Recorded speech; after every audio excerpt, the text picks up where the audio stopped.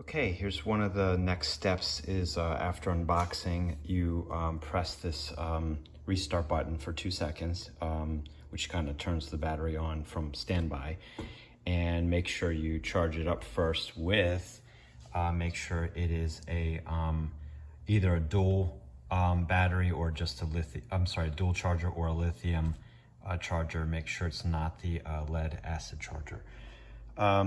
So beyond that, it's a pretty standard install. I'll show you that once I pop it in.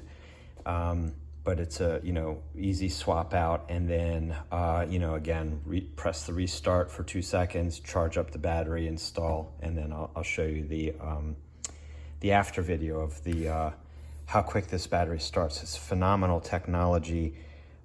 This is, again, the HD version on the Yamaha VMax, and I think a lot of Yamahas, people say that it requires a little bit more of a heavy duty for cranking amps. The Yamahas kind of are notorious for taking a while to start, so this battery is super light and has a lot of cranking amps. So we'll see how it goes when I install.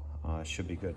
Gonna install the anti-gravity battery for the motorcycle, the ATZ10HD, and here's a before of the current battery and the startup sound or delay.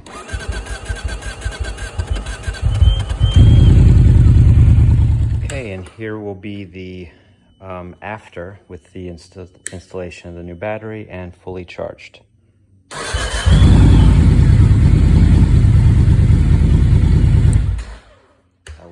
Instant, very impressive. So wow, so far first startup phenomenal. Highly impressed with the anti-gravity battery. Highly recommend, especially for the Yamaha VMax.